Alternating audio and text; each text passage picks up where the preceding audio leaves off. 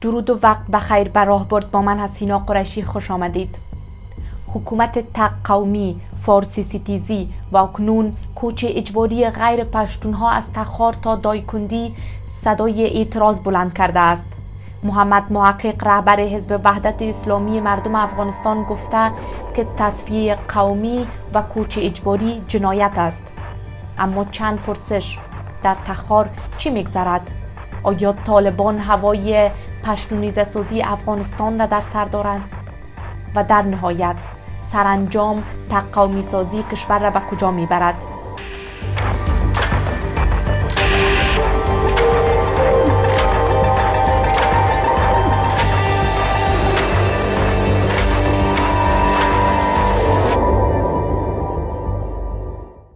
برای بحث روی این موضوعات آقای عزیزالدین معارج، دیپلمات پیشین و مشاور حقوقی در لندن، و آقای یعقوب یسنا، نویسنده و پژوهشگر را با خود داریم. میهمانان عزیز خوش آمدید. آقای یسنا، با عنوان پرسش اول از شما میخواهیم بشنویم در خواجه بهاءالدین چی میگذرم؟ با درود به شما و به بیننده‌های گرامی برنامه شما. متاسفانه در خواجه بهاءالدین تخار آنچه که میگذرد ما این را کوچ اجباری میگوییم، کوچ اجباری قومی که در آنجا قوم ازبک و تاجیک افغانستان به طور مشخص 100 خانواده کوچ اجباری داده شده و گروه هایی که ما نمیدانیم حقیقتا از کجا است، از پاکستان آمدند، در آنجا توسط طالبان با زور و با اسلحه جابجا می شوند.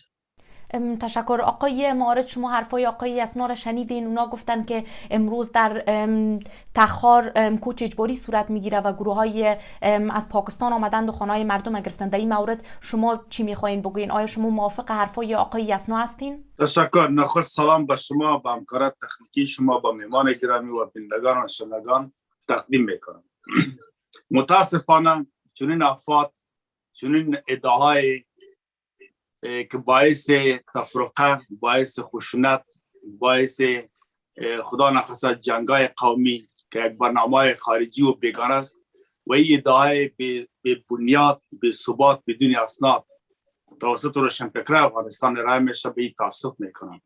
چون هر کاری که صورت میگیره بر رویت سند به صورت میگیره، مدارک دیده شود، اما والله هر کسی که از هر تبار از جای باشه در افغانستان مردم اینقدر جاهل و بی‌سواد نیستن، به یک گروه روز رو شناسایی میکنن و میبینن که کی هست و کی نیست.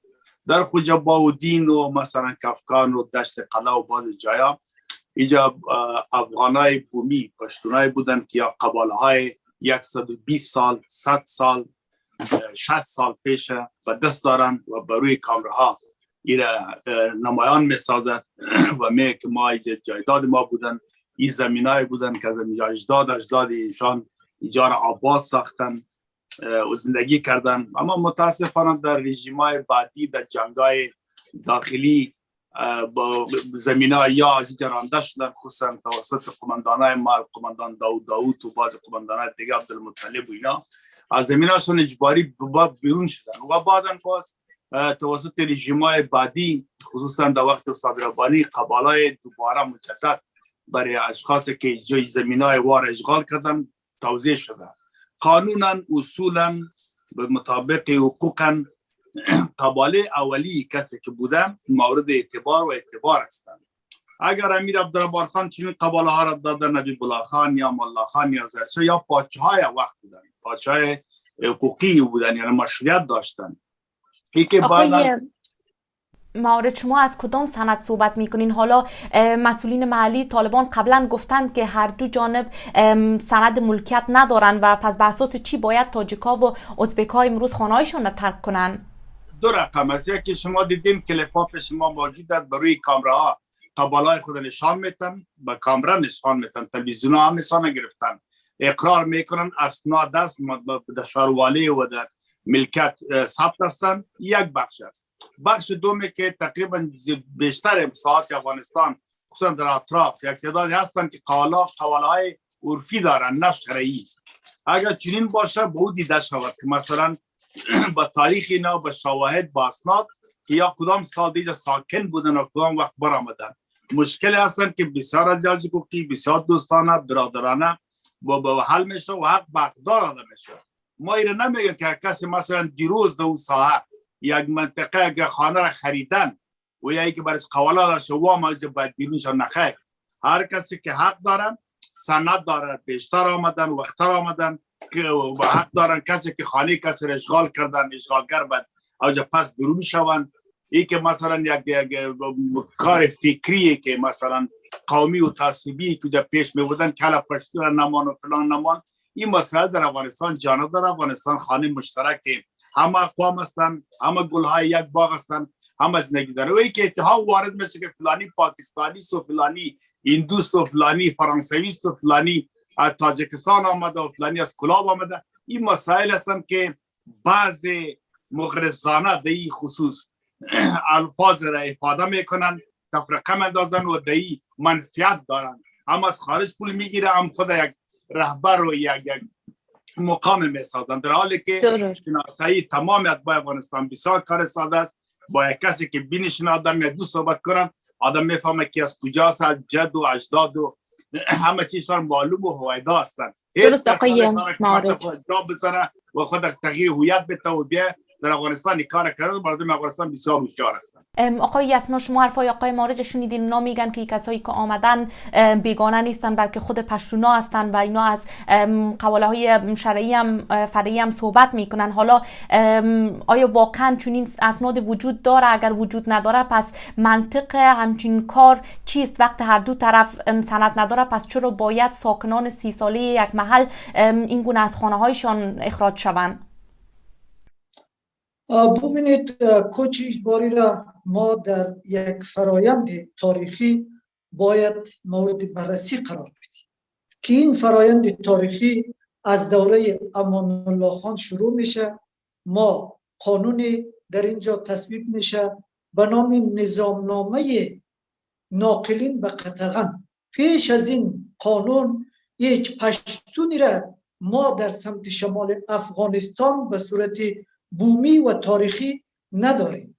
از امین دوره هست امین قانون نظامنامه ناقلین و قطغن از امین دوره شروع میشه که در قندوز، در بلخ، در سایر جاها پشتون ها جابجا میشه و این سندش موجود است. رفتن این افرادی که تازه آمده، حالا کوچی گفته میشه از پاکستان، از هر کجایی، در ادامه همان فرایند نظامنامه ناقلین به قطغن هست. و امروز که ما ناقلین میگیم تعداد میگه که چرا ناقلین میگویم، در حالی که این در دوره امان الله خان اصطلاح حقوقی و ترم حقوقی امان دوره است که با پشتونهایی که به سمت شمال انتقال داده میشد ناقلین گفته میشد. یک مورد دو، تاجیک ها و ازبک ها چرا سند داشته باشه؟ من که از بغلان هستم، خانه پدری من، ملک من در آنجا سند نداره. سال هاست که در آنجا زندگی میکنیم، هیچ سندی نداریم. آن ملکیت از ما هست. همینطور یک پشتون هم که در جنوبی هست، یک تاجیک در تخار هست، یک ازبک در فاریاب هست، در منطقه و قشلاقی که زندگی میکنه آنجا سندی از کسی نداره. بنابراین افراد بومی حقیقتا امین است که سند نداره آنجا ملکی.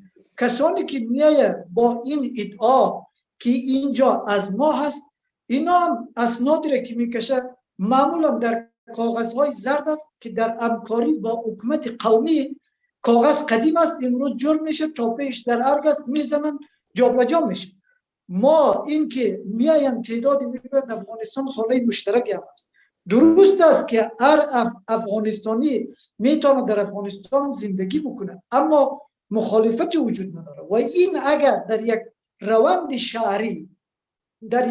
شهری اگر شود هیچ مشکلی نیست. مثلا یک کسی از بغلان میره در قندهار، میره در خوست و پکتیا، در یک مناسبات شهری که در دنیا وجود داره، این حرف نیست. ولی شما وقتی که 3000 4000 خانواده را میارید در یک منطقه یک قوم میارید به زور جابجا میکنید، این مشکل داره. این ما نمیتوانیم این رو بگوییم که افغانستان خانه همه کس است.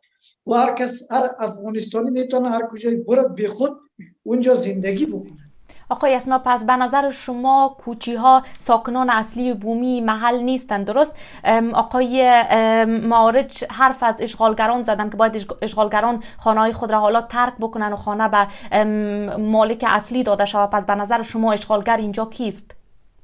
ببینید، به صورت اساسی ما در سمت شمال از 100 سال پیشتر هیچ پشتونی را از نظر تاریخی در اینجا نداریم.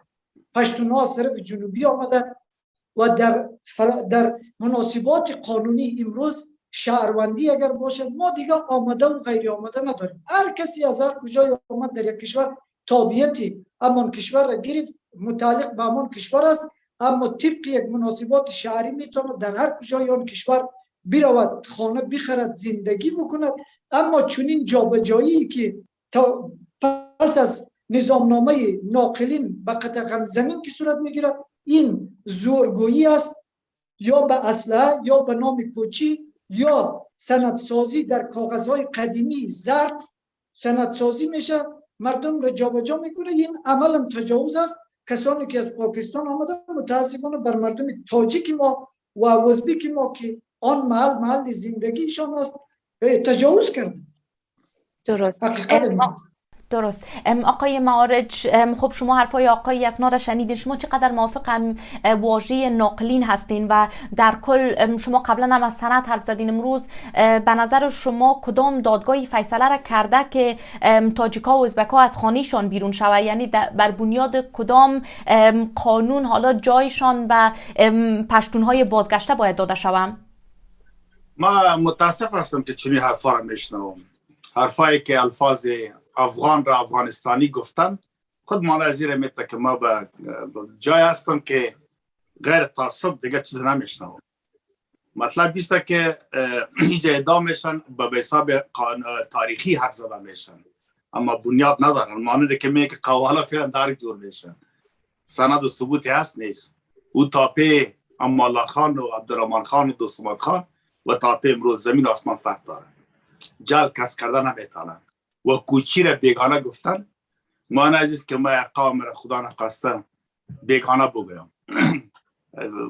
ای اصلا هر کس دی وطن حق داره. همیال ما میبینیم تاجیکا در گردیز هستن، خیار دیگه باید کسی اجازه نکنه، افغانستان است، وطنش است. در ارزگان وجود داره. قندهار شما برین، تقریبا مردم قندهار 40% در الفاظ خود دری استفاده میکنن. یا افغانستان از هر کس. و اگر مسئله تاریخی باشه، تاریخ صحبت کنیم. شما ببینیم بریم به قدامت تاریخی اسم بلخ، پخت پشتونها را میگفتن، بخدی، بلخ. اینجا مردمای دی مناطق پشتونایی که هزارها سال قبل اینجا وجود داشتن، بنا بر آمدن اسکندر مقدونی که 336 سال قبل از میلاد دو سرزمین آمدن، جنگای صورت گرفته. بعد از او عباسیا مثلا خانواده موریا عاشقه پاچا خبر صورت، ساسانیا و تیموریا و طاهریا و سکندریا و باز بخصوص چنگیز، تیموچین چنگیز که از دشت بلخ آمدن، گوپی ببخشن از یغور. بعد از او باز مغول ها هجوم آوردن. این پشتونا جنگ و باعث جنگ یا عقب نشینی کردن، با عقب آمدن آیسته آیسته. با خاطر یا رفتن طرفای مرکز و جنوب این زمین ها را گذاشتن بر صورت. اما فعلا وقتی که کسی سند و قواله اگر با می استناد کنیم که بیا 100 سال 120 سال پیش آمدن، افغان از دو منطقه 120 سال پیش خودشان اقرار میکنه، استاد هم اقرار میکنه که یا 20 سال آمدن، پس آمدن 20 سال زمین کسی نگرفتن. ولی اگر شایع وقت باور کنین شما برین نمید تاراز و تواریخ بخوانین یا پندنامه را بخوانین، شما اوجه درک میکنین که اوجه هدایت داده شده که حتی زمین دربار برای کسی داده نست که شاهزاده سبا اعدا نکنن. یعنی زمینی که واقعا نو قابل استفاده کاملا نبودن، یا سبززار بودن، یا مثلا سنگ داشتن و کوه بودن، اینا را می زندانیا و مثلا قوه کار سربازا را می بودن نهر برشان جور میکردن، آب می آمد. پرسش من اینجا بود آقای مهرج، پرسش من این بود که کدام دادگاه امیر تصمیم گرفته که تاجیکان و ازبکان باید خانه‌هایشان را ترک بکنن؟ کدام دادگاهی فیصله را کرده؟ حال مردم مخصوصا که خانه شما را یا خانه استاد یا خانه مرا کسی بگیره، من میرم خانه خود پس دوباره از یک کسی میگیرم. هنوز به اثبات نرسیده ای، هنوز تا حال به اثبات نرسیده، پس چطور میتونن با وجودی که چیزی که به اثبات نرسیده اشخاص از خانه هایشان بکشن؟ ما در صحبت اول خودم میره گفتم که کجا قانون وجود داره، دادگاه وجود داره. کدام دادگاه؟ در کجا؟ دولت فعلی که دادگاه هست اونجا محکمه وجود داره. حالا درست، حالا یعنی محکمه تصمیم سلاسه در افغانستان هست، محکمه ابتدایی است، مرافعه هستن، میتونه محکمه ولایت، محکمه ولسوالی است. این که شایی که میگن که نخیر باز قبول ندارم پوچی است، وزیرستانی است، پاکستانی است، این معنی است که مسئله تعصب است، زورگویی است. سند آیا این زورگویی نیست آقای مهرج؟ این زورگویی نیست که بدون کدام فیصله محکمه مردم از خانه هایشان کشیده شوند و مجبور شوند خانه های خود را ترک بکنند؟ این زورگویی نیست به نظر شما؟ این مردمی که شستن به کدام سند، به کدام بریت، کدام محکمه شستن کرده خانه مردم؟ خب هنوز برعکسشان به اثبات نرسیده. بس وام به اثبات نرسیده یا نرسیده، معنی نیست که ما امیر میگم ببخشید که یا هم شستن بدون کدام فیصله، بدون کدام حکم محکمه، و یا که آمدن ادعا داره که زمینه این بس هنوز هم محکمه فیصله که بنا ما امیر میگم که برم به دادگاه، برم به محکمه، حکم جو حق خود ثابت کنه، عدالت رو تامین کنه. به این زدن کردن و به الفاظ رای حل نیست. ما با امیر میگم این رای بی اتفاقی است، این فکرای بیگانه هست، این صحبتای متعصبین است، این صحبتای اشخاص مریض است. مثلا تفرقه ایجاد میکنن، جنگ ایجاد میکنن، تجزیه میکنن افغانستان. گپ میبرن به شمال، جنوب، فلان پستان.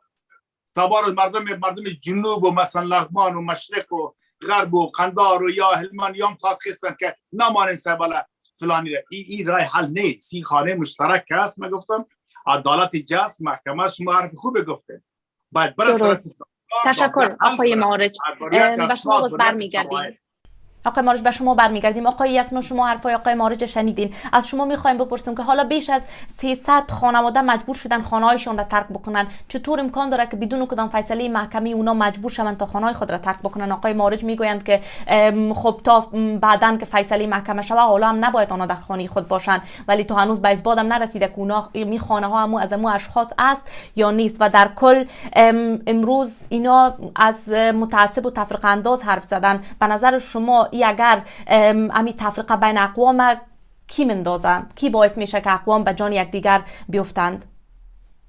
ببینید، اول ما حکومت نداریم در افغانستان که بیاییم از محکمه صحبت کنیم. این حکومتی که این گروهی که بر سر قدرت آمدن، کشور را تصرف کردن، اینا را هیچ کسی به رسمیت نمیشناسه و اینا حکومت نیست. از نظر نهادهای بین المللی، از نظر کشورهای منطقه ما حکومت نداریم، قانون نداریم و آنچه که در زیر فرمان و سلطه این گروه صورت میگیره قانونی نیست. یک مورد. و مورد دوم این است که این تفریقه ها از طرف حکومت های قومی دامن زده میشه. من از اساس چنین جابجایی هایی را توسط چی وزارت سرحدات و اقوام و قبایل صورت میگیره، چی توسط فرمانی یا زائرشاه صورت گرفته، چی توسط نظامنامه ناقلین امان الله خان صورت گرفته، چی توسط مومند صورت گرفته، اینا از اساس نادرست است. یک نوع جابجایی ستمگرانه است و بر اساس رأیافت‌ها و زندگی مسالمت آمیزی مدرن شهری نیست. من از اساس چنین جابجایی را نادرست میدونم. شما فکر میکنید من با آقای مهرج پاسخ نمیدیم، هر کس دیدگاه خود را داره، قابل احترام است، با شما پاسخ میدم. مثلا همین نمونه میدم، آقای مهرج در لندن است، در کجای حکومت حق داره حکومت انگلستان مثلا یک گروهی را از جنوب کشور بخزاند، بیاره 1000 خانه را یا 2000 خانه را در یک جای دیگه جابجا بکنه؟ اینجا جابجایی هایی که در شهرها صورت میگیره به اساس اختیار مردم، به اساس یک مناسبات شهری صورت میگیره. چون این جابجایی های قومی چی تاجیک را ببره در قندهار، 1000 خانه تاجیک را جابجا بکنه، چی پشتون را بیاره، نادرست است، خلاف مناسبات بشری است. و مورد سوم که اشاره کردید، اولا ما حکومتی نداریم. اگر داشته باشیم، حتی یک گروهی که آمده یک محل تصرف کرده، فعلا زمین در تصرف همان گروه است، تا محکمه ثابت نکنه زمین در اختیار همان گروه میمانه. وقتی که محکمه ثابت کرد، آنها را خبر میدید. اگر آنها ترک نکردن، ممکن حکومت با استفاده از پلیس آنها را جایشان تغییر بده. که متاسفانه امروز از یک طرف قانون و حکومتی نداریم و از طرف دیگر محکمه وجود نداره و فیصله هم صورت نگرفته. اما این اقوام تاجیک و ازبک را طالبان با سلاح و با زور از خانه‌هایشان کشیده که این جنایت است. دقیقاً درست آقای یسنا، طالبان گفتن که این خانواده ها به صورت موقت از خانه هایشان کوچ داده شدن، ولی خانواده ها مطمئن نیستن که دوباره خانه های خود را به دست بیارن یا نه. به نظر شما چقدر میشه بالای حرف طالبان حالا اعتماد کرد؟ ببینید، طالبان اول که این 300 خانواده را میخواستن بیرون بکنند و خانواده های پشتون را که آورده بودند، بدون این که بیاید محکمه برگزار بکنن، نظر اینا را بخواهد، این گروه را آورده بود. اعتراضات مردمی موجب شد و استادگی مردمی موجب شد که طالبان کمی از موضع خود عقب بنشینند. یعنی هیچ قراری نبود که محکمه سوال و تحقیق صورت بگیرد. آورده بودن و به مقامات محلی همانجا هم گفته بودن که افرادی که آورده شده از امنیت اینا تامین شود و اینا را جابجا بکنه. اعتراضاتی که صورت گرفت کمی عقب نشینی کردن و با استفاده از فرصت و فروکش کردن اعتراضات دوباره آمدن این مردم را که شمارش را بیرون کردن و در حال بیرون شدن است. اما خانواده ها اینا را بیرون کردن. من عرض کردم که چی موقت چی غیر موقت، اصلا موقتی در کار نیست. همین که اینا را بیرون کردن جابجا میکنن نادرست است. تا بودن یک دولت قانونی و محکمه قانونی بیرون کردن این افراد نادرست است و در ضمن چنین جابجایی از اساس نادرست است. درست، تشکر. آقای مارج، از شما میخوایم بپرسم، خب ولسوال طالبان گفته که ازبک‌ها و تاجیک‌ها بر رضایتشان خانه‌های خود را ترک کردن. در این مورد شما چی میگین؟ این رضایتشان اونا چی وقت و چی گونه ابراز کردن؟ بر صورت ما باید به استناد تواریخ، استناد شواهد باید حرف بزنیم. حرفای زد و نقیص باید نزنیم. درست است که حکومت مشروع قانونمند وجود نداره. باز دو وقتی که دولت نباشه حرف از قانون باید چطور باز بزنیم، یا باید چطور باید که باید منتظر حکم دادگاه باشیم، یا باید از این چطور قبول کنیم که در وقت حکومتایی که جنگای داخلی داشتن اونها را باید مشروع بگویم و قانونی بگویم که قوانین دوباره مجدد صادر کردن، خصوصا در وقت استاد معظم استاد ربانی. باید او دولت ها هم باید از دولت های داود خان و بعد از که دکتر نجیب سقوط کردی دولت های فیلی کردی، دولت های پوشالی بودن و آمدن و میرن و به جنبه قانونی و حقوقی زیاد نداره. اگر باز بگویم که نه، حاکمیت داره، قلمرو داره و نفوذ داره، عناصر دولت هستند، نظام پیش میبرن، سلطه دارن، با اون صورت خوب طالبان سلطه داره و پیش از هم سلطه بودن، یا مجبور دیگه امید مردم با همیا باشه که یا عدالت رو تامین کنن که به چه شکل میکنم کار از واسطه دوست چون مشکل عمومی حل شود. در مورد دیگه اگه ما بگیم که مثلا یک پادشاه، یک زعیم، یک کسی در خطه خود حق نداره یا در خارج داخل، این گپ مطلق غلط است. اتباع یک کشور که خود یک شاه تصمیم بگیره که در صورتی که زمینای کسی دیگر باشه اختلافی نشه، یک جای یک دشت باشه، یک زمین ناباد باشه، میخواد اوجا یک کسا را روان کنه و اوجا شهرک بسازه، شهر بسازه. این قانونا شده، همیشه میشن. هیچ کشور کلش آباد نبودن، آیسته آیسته نفوس رشد کرده، فراخ شده، شهرها بزرگ شده و انکشاف کرده در کل جایان. معمولا کم بودن زایی یک شخص که مثلا یا زعیم است که مثلا کسی اجازه میده که برن در جای سکونت اختیار کنه، و یا ای که قوم یا گروه یک چند خانواده عارض میشن درخواست میکنه که ما فلانی جا برای ما زمین میته، زمین گرفتن، خانه گرفتن، سکونت خرید و فروش حق یک اتباع یک کشور است و دولت هم حق داره که مسائل حفاظت کنه، حفظ کنه حق انسانه. حالا آمدم در این ازی که بعضی گپا صحبت حالا اگر زمانی که ببخشید زمانی که اجازه- حکومت‌های مختلف شما مقایسه میکنین، حالا با این باشندگان بومی منطقه چی میشه؟ یعنی سرنوشت اینا چگونه است؟ خانه هایشان یعنی حالا بدون بی خانه در کجا میرن اینا؟ یا دولت مسئولیت داره، دولت فعلی داره زعامت فعلی که اینا را جابجا کنه. بیان خبرم اجازه بده که ما چند چیز واقعا بگیم. بفرمایید. چون گپای میشنویم بعد بگیم. بله. پروسه که شروع شدن یک چیز عقده‌ای بودن، یک تعداد افراد مریضی که در شمال بودن دور از آذرا، اینا در رژیم‌های سابق همین مفکوره را داشتن که گویا امیر عبدالرحمن خان یا حبیب الله خان یا فلان پشتونا را میاره در مناطق شمال، علیه ازیا باید مبارزه کنیم.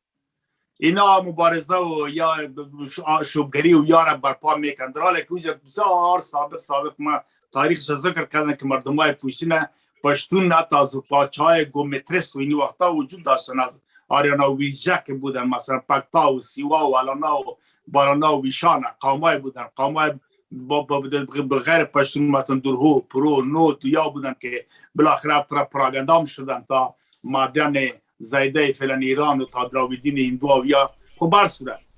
یک گروه خستن به نام گروه ستمی که رهبریش بهرالدین باعث میکرد و با یک اشخاصی بودن به نام حسین ورسیجی و طاهر بدخشی.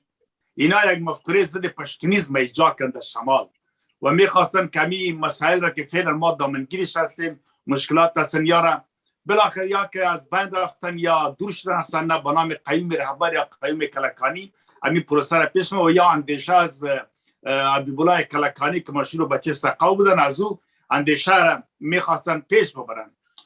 مفکوره ضد پشتونیسم ایجاد کردن که پسانا متاسفانه یک تعداد لطفاً در این مورد صحبت بکنین.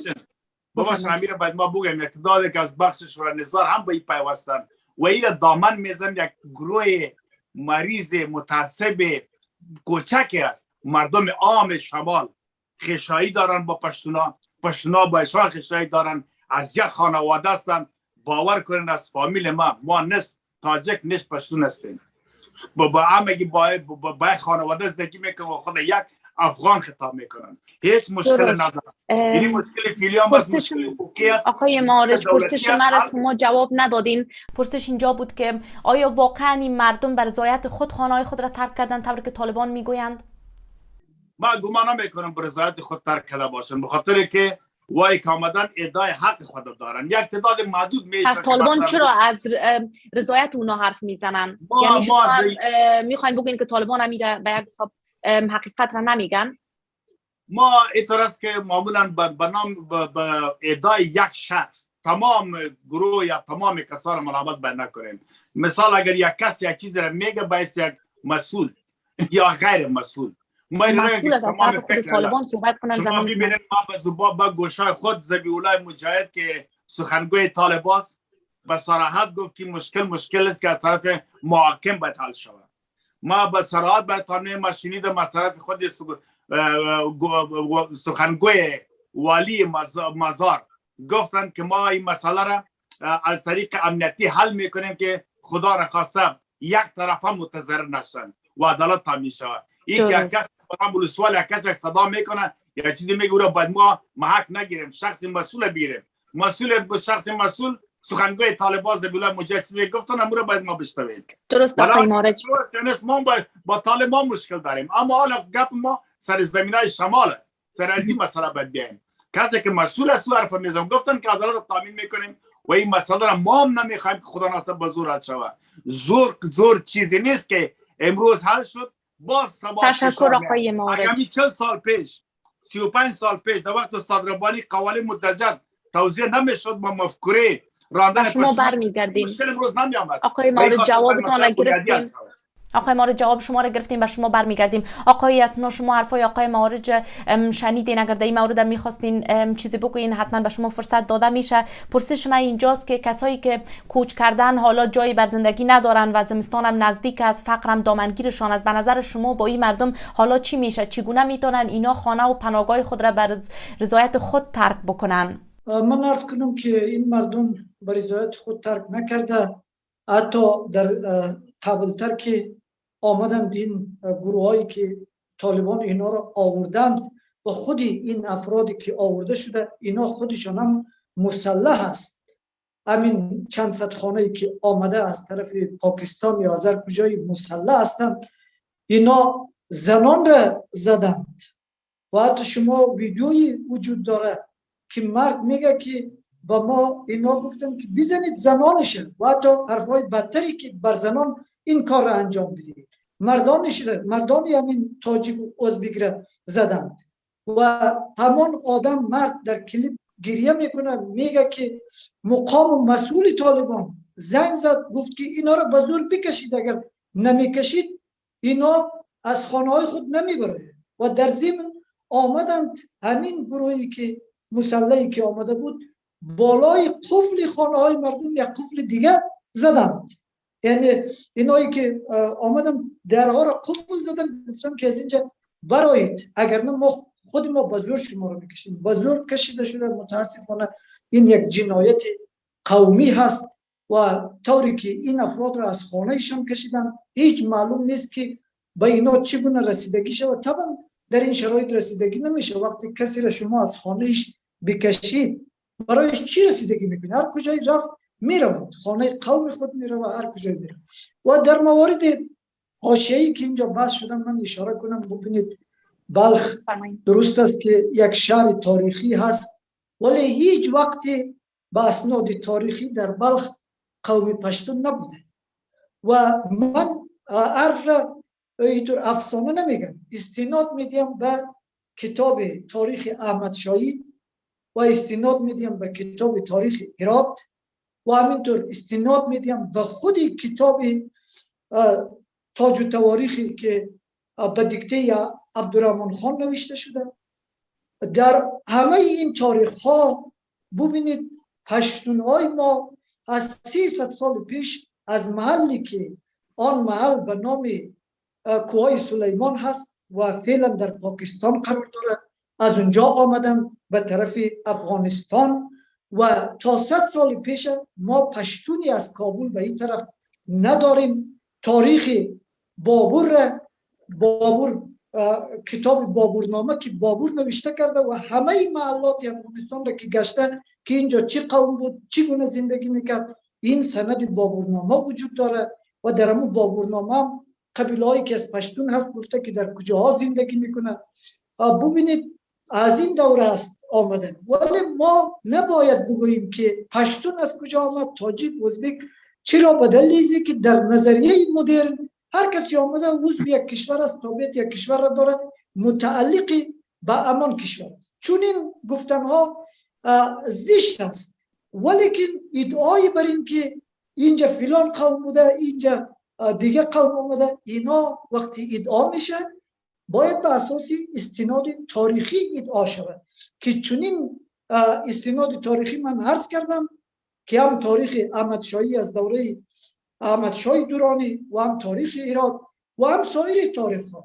پشتونای ما بیشتر ساکن همونجا بوده و 300 سال میشه به این طرف اومده و امروز هم اکثریت پشتون در پاکستان زندگی میکنه و اکثریت پشتون شهروندان پاکستان هست و افغانستان خودش هم در تاریخ احمد شاهی و هم در تاریخ هرات طرفی بیشتر خوست و این طرف ها به نام کشور افغان یاد میشه و طرف سمت شمال کشور ترکستان یاد میشه. هنوز افغانستان به عنوان افغانستان یاد نمیشه.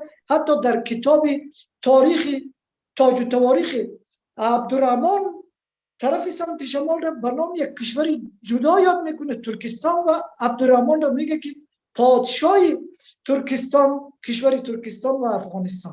و افغانستان بیشتر با مناطق پشتون نشین ارجاع داده میشه. آقای یسنا، آقای مارج حرف از مفکوری ضد پشتونیسم زدن. چی فکر میکنین دلیل این همه جنجال های کنونی مفکوری ضد پشتونیسم است یا سیاست پشتونیسم؟ نه، این ببینید بر اساس همین جابجایی قومی تشکیل وزارت به نام سرحدات قبایل. ما امروز در ولایات افغانستان در هر ولایت یک ریاست معارف نداریم، اما یک ریاست کوچی داریم. چون این جابجایی قومی چنین سیاست تک قومی و چنین ستمگری های قومی حکومتی موجب شده که تنش های قومی در افغانستان متاسفانه به وجود بیاید که این حرکت های عصبی، حرکت های عقب مانده، حرکت هایی که دیگر در دولتداری مدرن مطرح نیست، بلکه در گذشته بود که بیاید منطقه یک کسی را تصرف کنید. این موارد من مشکل را در سیاست حکومت می‌دانم. تاجیک ها، ازبک ها، هزاره ها هیچ عصبیتی نسبت به قوم پشتون ندارند.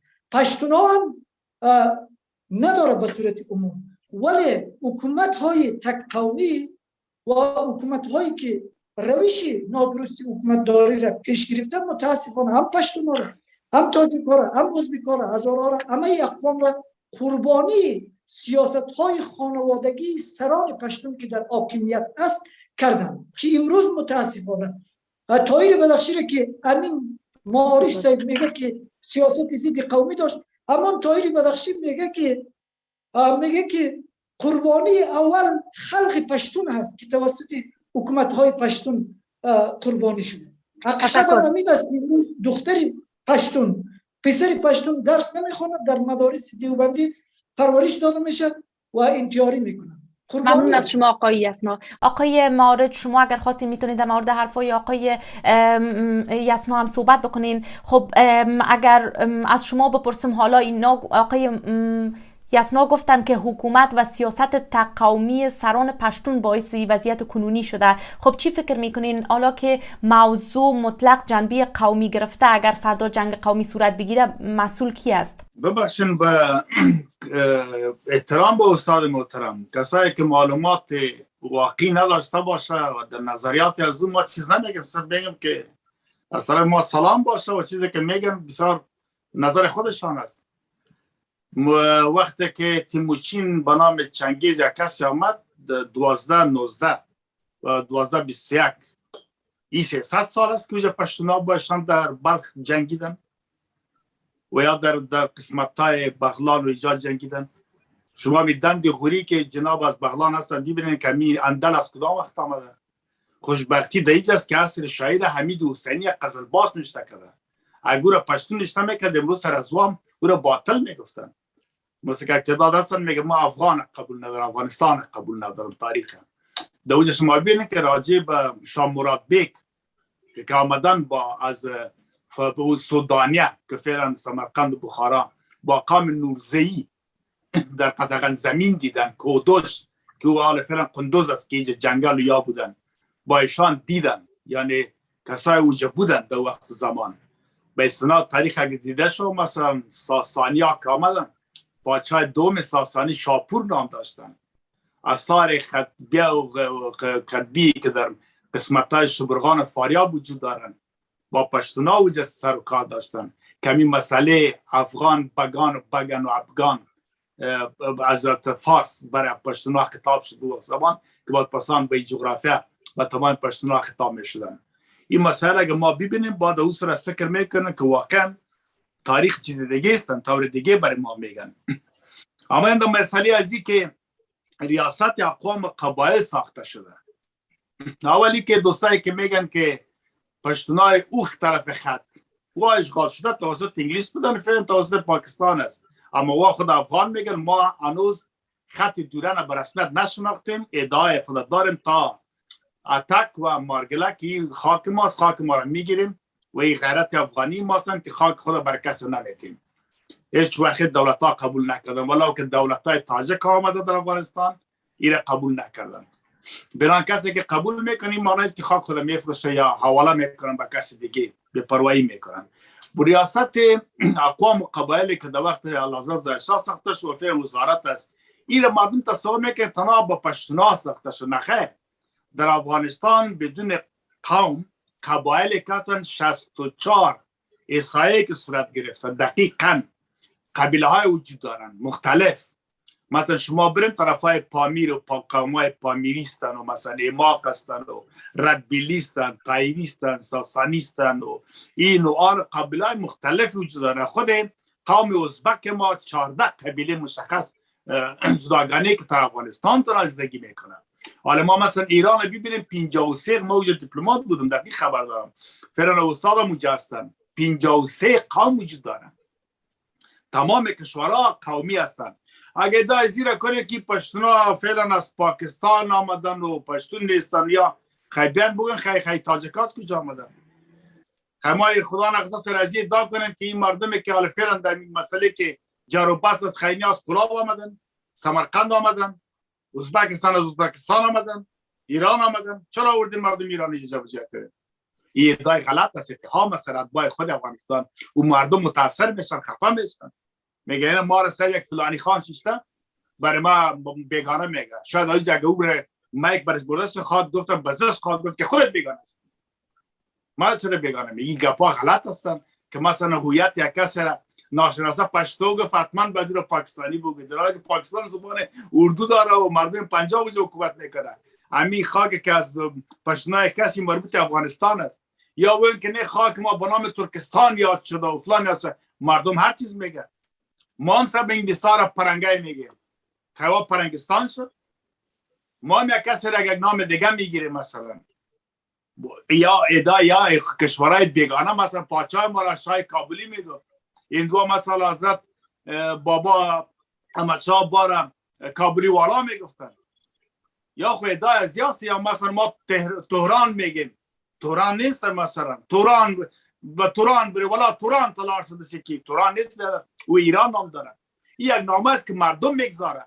خود شاه که امضا میکنه او خاک و خطه خود به یک نام یاد میکنه حاکمیت خود تثبیت میسازه حاکمیت داخلی خود او این معنا نداره به حساب بابا پرسش ولی بفرمایید اگر فردا جنگ رخ داد مسئول کیست جنگ قومی نمیتونم بصارت برتان میگم این حرفای یک تعدادی که از این منفعت سیاسی میگیرن یا در فرانسه یا دیگه جای شیشتن و این دامن میزنن این مسائل بین مردم عارفین حل شده باور کنین که حالا اگر رهبر پشتون بیا خود رهبر بسازه بدون از اینکه حقیقت و خدمات رعایت کنه و ادعای از این و عمل از این باعث منفعت مردم پشتون والله بالله یک روز قبولش کاری گپا خلاص شده برام جهاد و مذهب کس را کس باعث نمیتونه به نام قوم و زبان کسی را کسی باید زادره میتونه به نام این و آن سمت و این گپال فعلا نیست در افغانستان مردم حل شده مردم فهمید که منفعتش یک چند گروه محدود گرفت با اولاد خود به خانه خود به جیب خود خدمت کرد از وطن فرار کرد باز می مثلا این مسئله را باور کنیم با بهتون به صراحت میگم حق باغدار میرسه معلوم است که کی جاول آمده این خانه و زمین این زمینای ما قبلا گفتم خود شما سوال کردن حتما ناقص مان این زمینای بودن که حتی پادشاهای وقت که بر ازا میداد تا زمینای احتیاط میکنن که زمین دربار بر ازا داده راشن حتی تاجکایی که از شمال می آمدن طرف لغمان و ننگرهار و تا قسمتای شینوار و گردیز و پکتیکا روزگان قندان بیام عین برخورد میکرد زمینای میدادن که زمین کسی ببخشید زمین کسی نباشه زمین حتی دربار که شاهزاده سوار و جنجال نکنن یعنی زمینی بودن که واقعا زمینای سبززار و زمینای سنگزار و زمینایی که واقعا زندگی اصلا نمیشد شرط برش گذاشتن که را آباد میکنه گاو برشان دادن تشکر از شما بابا آخری صحبت این را برشان دادن شرط به این بود اگر آباد ساختن رفتن دوباره میگیرم به او خاطر یا آباد ساختن به هیچ کس حق ملکت کدر نمیتونه کسی کوچه را آباد کده ساخته باشا که فرمان اول دارن حق بغضو میرسن و باغدار کسایی که مثلا به زمین میشن دولت مسئولیت داره برای چک تعمیر بده دولت سوار یک منطقه استملاک میکنه سرک میسازه شارک میسازه با باشندای از دیگه زمین میتن خانه میتن برشن درست است تشکر آقای یسنا از شما میخوایم بپرسیم شما را آقای معارج متهم به این کردن که هویت پشتونا را با حرفایتان به گونه از اونا گرفتین در این مورد اگر در آغاز بخواین چیزی بگوین من حرف خود رو میگم واکنش نشان نمیدم درست نیست و در هر صورت سخنان خود رو میگم و آنچه را که عرض کردم با استناد تاریخ عرض کردم و نام کتاب ها هم گرفتم و یک مورد را هم تصحیح کنم آنجایی که به شاپور پادشاه ساسانی اشاره شد در کتیبه ای که او در فاریاب و اینجاها نیست در کتیبه ای که در شیراز هست یکی از سرداران شاپور ساسانی حالا از گروه افغان یا قبیله یا قوم افغان آمده یاد شده ولی حقیقتا این واژه را ارتباط میتونم به واژه افغان اوگانه که واژه قدیمی هست، اما ما دقیقا استناد داده نمیتونیم که این سردار پشتون هست یا نیست. و اگر باشم خب یک پادشاه، این پادشاه در بیشتر در ساسانیان در بغداد امروز پادشاه و پایتختشان و دربارشان اینجا بود و حتی سرداران یونانی هم اجیران یونانی هم داشت در پیش خود، از قبیله‌های متفاوتی داشت. این رو باید عرض کنم. و من درباره هویت قوم پشتون یکی از اقوام افغانستان، پاکستان و از اقوام بشری هست که در این منطقه زندگی میکنه و همه اقوامی که در جهان هست از خود تاریخ، خدمت و پیشینه داره که قابل احترام است. و آنچه که من درباره قوم پشتون عرض کردم، طوری که جناب مهاریج هم گفت، اشاره از پنجابیا کرد، پنجابیا و قوم پشتون هر دو به صورت تاریخی در کناری هم در پاکستان امروز که قبلا به نام پاکستان نبود زندگی میکردن و اینا که امروز بین خود یک عصبیت تاریخی هم داره، پشتونا و پنجابیا، به دلیل در کناری هم که زندگی میکرد جنگ های تاریخی که داشتن تا هنوز این درگیری را دارن که حتی همین درگیری موجب شده بود که قرار بود پاکستان تجزیه شود. به همین دلیل جنگ پشتونا و پنجابی ها در پاکستان به فدرال تقسیم شد. بنان من به بیگانه و خودی من در یک کشور حرف ندارم. هر کسی که حتی 10 سال پیش آمده تابعیت افغانستان رو گرفته دیگه بحث بیگانه و خودی نیست، او عضو افغانستان شده، شهروند افغانستان است. همینجا جناب مهاریج شاید شهروند لندن را داشته باشه، انگلستان را داشته باشه، فعلا شهروندی هم اونجاست، برابری هر انگلیسی که 10,000 سال هم در اونجا بوده حق و حقوق و امتیازات داره.